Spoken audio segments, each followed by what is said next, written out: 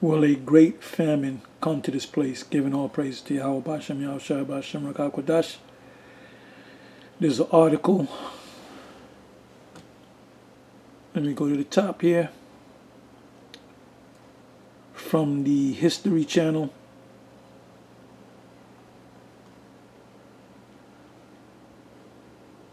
This is an actual picture of this famine. Now I read through this article, and there was a boy that I'll leave the link in the description box. There was a boy that witnessed people, digging through the ground looking for food, and it said that he saw their bodies get swole and then started to stink and would drop and die. It said how Joseph Stalin starved millions in the Ukrainian famine. Cruel effort under Stalin to impose collectivism and tamp down Ukrainian nationalism left an estimated almost 4 million dead.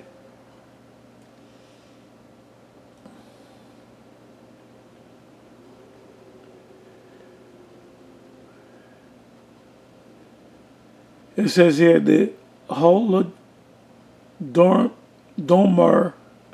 or the Holodomor's death toll.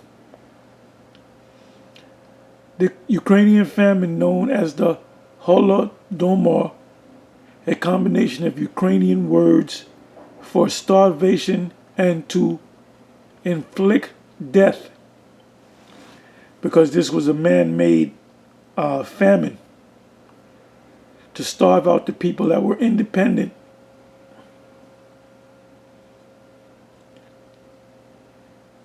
I mean, when I thought about that, I said, I see what's coming to this country.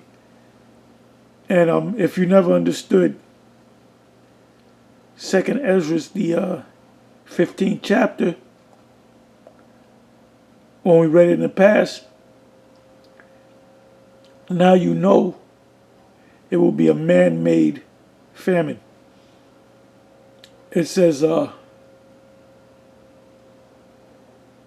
by one estimate, claim the lives of 3.9 million, 4 million people, about 13% of the population, and unlike other famines in history caused by blight or drought, this was caused when a dictator wanted both to replace Ukraine's small farms with state collectives and punish independent-minded. This whole jab thing, the people that don't want to accept it are considered or would be considered independent-minded. They want to do their own thing. They don't trust the government, whatever the case may be. And I was watching a couple of videos on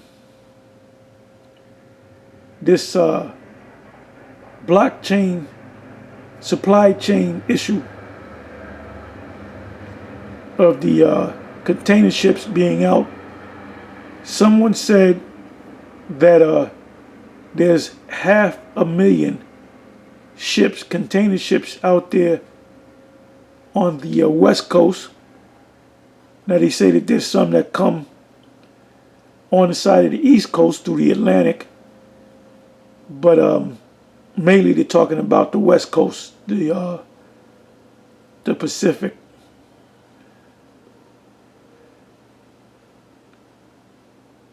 It says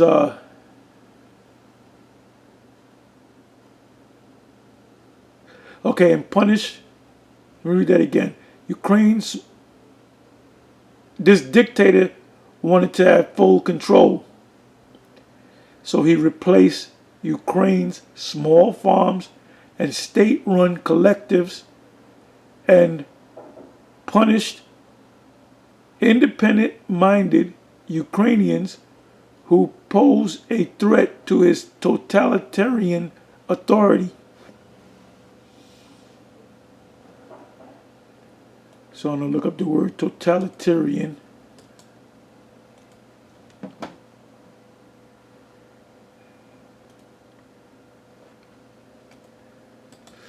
And that's what this guy is, your current president.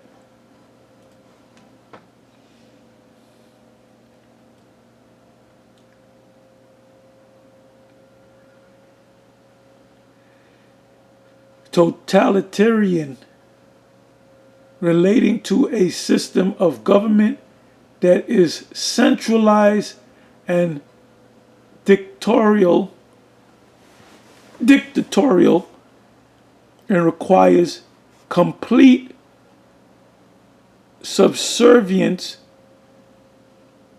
to the state. Let me read that again. Does anything come to mind? It says relating to a system of government that is centralized and dictatorial, and requires complete subservience to the state by the people.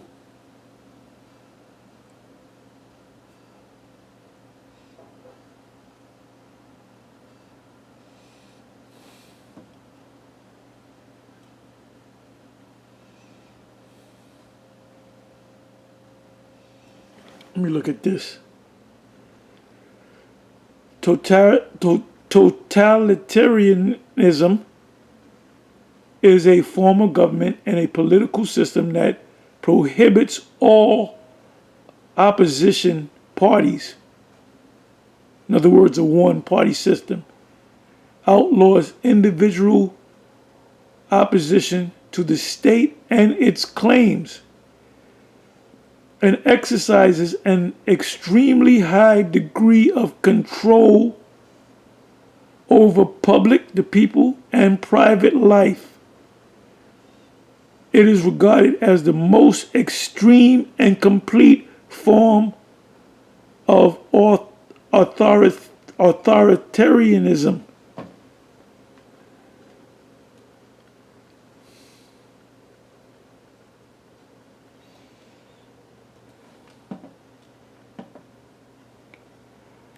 They're going to probably take this down. What are the 7 traits of totalitarianism? Terms in this set 7. Methods of enforcement: police, terror, indoctrination. The jab is they indoctrinating you to the jab. It's something good for you. So we're living in a dictatorship. Censorship. If you notice, at one time you put videos up, they won't take them down. Now, if you use the wrong word, they'll take it down. Persecution, modern technology, mass communication to spread propaganda, lies, advanced military weapons, state control of society, dynamic leader, ideology, state control of individuals, dictatorship, and one-party rule.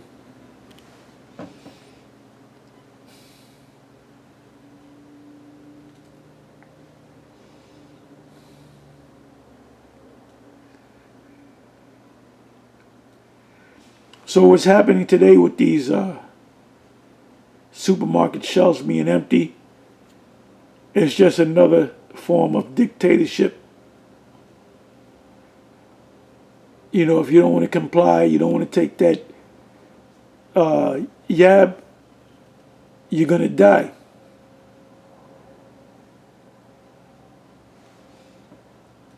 Let me read a little bit more. The Ukrainian famine was a clear case of a man-made famine. Let me read that again.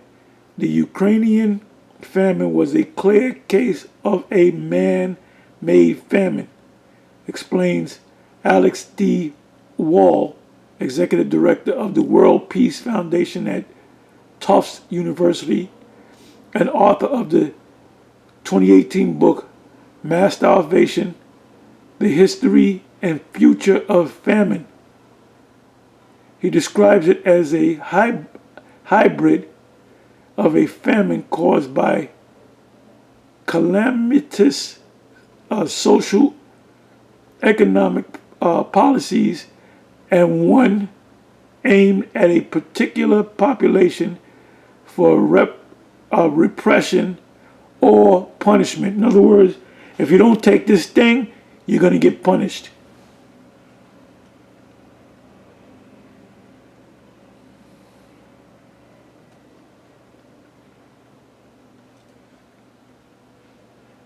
This is the book to read, 2nd Ezra, chapter 15.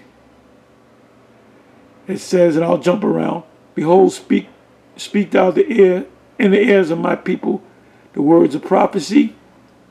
What is prophecy? Something to come. That's why we speak on the MOTB. That's why we speak on Babylon the Great being destroyed by fire. That's why we speak on only the elect will make it. The Most High is getting ready to take this place out, which I will put in thy mouth, the prophet's mouth, said the Lord, Yahweh, Ba'ashem Yahushai, and cause them to be written in paper, for they are faithful and true. What does Habakkuk, the 2nd chapter, say, the first couple of verses? It speaks about prophecy. If it tarry, wait for it. It shall not tarry. It shall surely come. 3rd verse, fear not the imagination against thee. Let not the incredulity, unbelief of them, the Israelites, the ones that are not going to make it, trouble thee that speak against thee. You have police and feds and spies and agents in the different camps. Because they don't believe. They believe in this man's system. For all the unfaithful shall die in their unfaithfulness. They're going to die in their unbelief. 5th verse, behold, saith the Lord Yahweh Ba'ashem Yahushai, I will bring plagues upon the world, the sword, famine, death, and destruction. So the next thing that will be coming is a famine, either whole or part. See, when the destruction comes, this government is still going to be intact. You're still going to have people. It tells you that in Luke 17. They will be marrying and giving in marriage. So you're going to have people catching hell, and then you're going to have people doing good.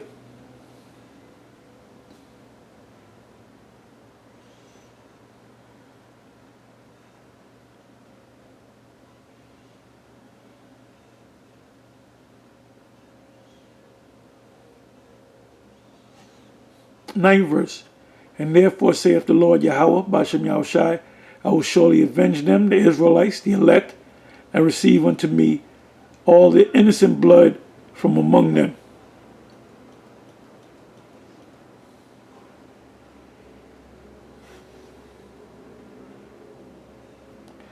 Tenth verse, my people is led as a flock to the slaughter.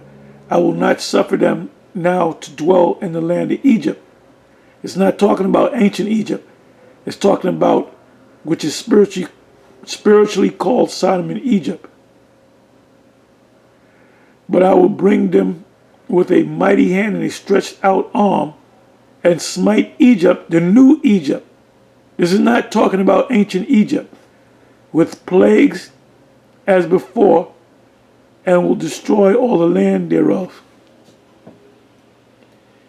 The new Egypt shall mourn, and the foundation of it shall be smitten with the plague and punishment that the Most High shall bring upon it. And that punishment is fire through the missiles.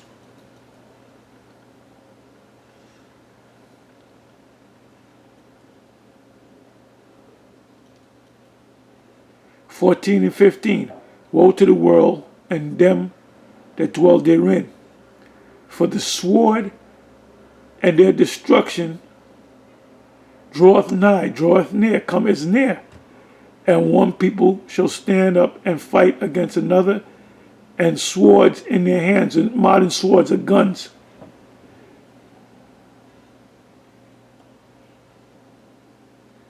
(16 verse). For there shall be sedition among men. Now when you look up the word sedition, let me look up the word. Let me go to the word sedition.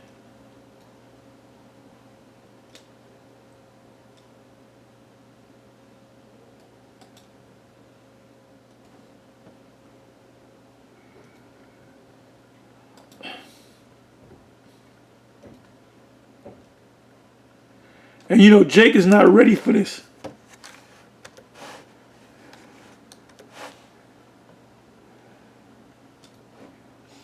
You know, we're out there on the highways and the byways, and Jake takes this thing for a joke.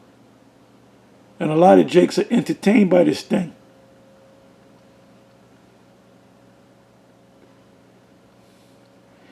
You know, we're getting a lot of people that's coming to the camp. So we're gonna have to move the camp, man, or move elsewhere, because you got some that are serious, but you have others that are come around to be entertained. I've said that in the past. Apostle Gabar, Apostle Ricard, Apostle Rhymelob, the bishops and the elders. We said that you get a lot of our people watch the videos to be entertained.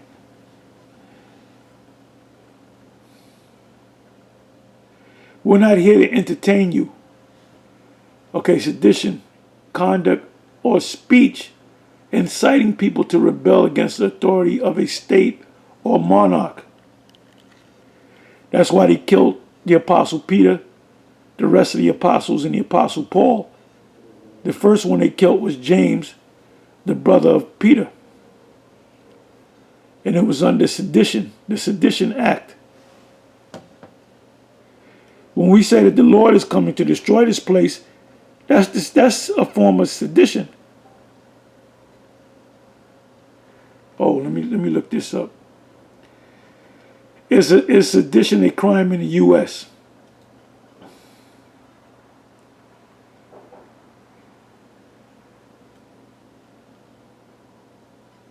It says, is sedition a crime in the U.S.? Nevertheless, sedition remains a crime in the United States under Title 18, United States Code Annotated 2384, a federal statute that punishes seditious conspiracy, and Title 18, United States Code Annotated 2385, which outlaws advocating the overthrow of the federal government by force. So technically, when we say that the Lord is coming back, the Lord is coming with force. So that would be sedition.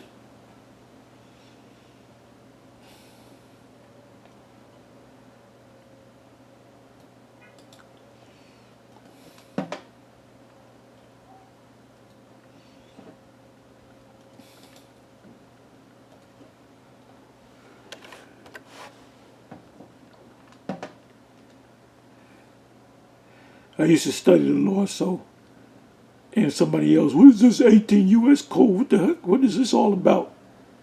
Well, that's the United States law.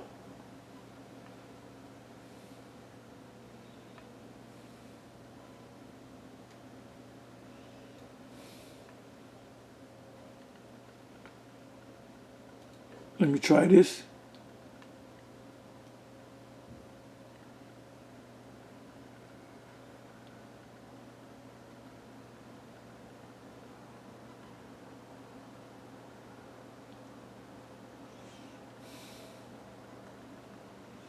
See, I want the actual code. Let me try it this way.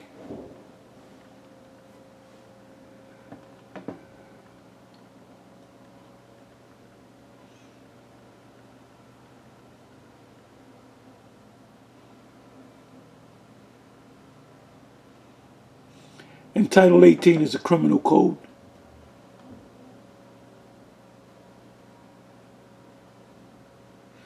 Okay, Title 18, USC, United States Code, 2384, seditious conspiracy, content details. Title 18, Crimes and Criminal Procedure, Part 1, crimes.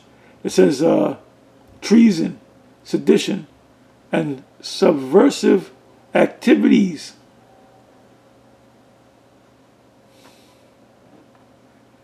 Remember the MOVE group out of Philadelphia? They were considered to be seditious conspirators. So they dropped bombs on them.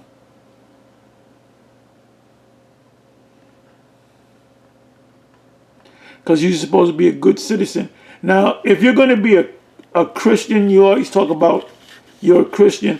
Well, a Christian would be the Christians in the past, which were the Israelites, the ruling body, the ruling authorities, they hated them, man. Even to the point of banishing them from Rome under what's the emperor? This guy, damn, he's right in the back of my mind. It'll come back to me. Claudius. You can look that up. When you look up, you go to Google and you put in why did Claudius ban the Jews and the Christians out of Rome? And it said because they were on every street corner cursing Roman Edomites out. What we're supposed to be doing, not, all this gathering around. We come out there and you speak and you got a bunch of guys that are just listening to us.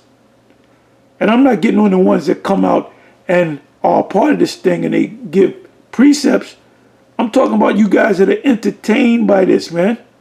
This is not it's not entertaining when you can't get food on your table. You think this is entertainment? Pursuant to Ezekiel 33. They come as a people cometh. You're entertained by this.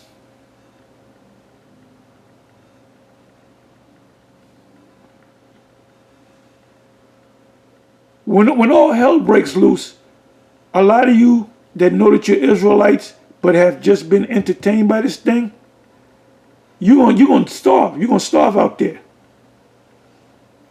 It says in Isaiah the 65th chapter, behold, my servants shall eat, and ye shall hunger. If Jake don't know what the fuck is going on, man.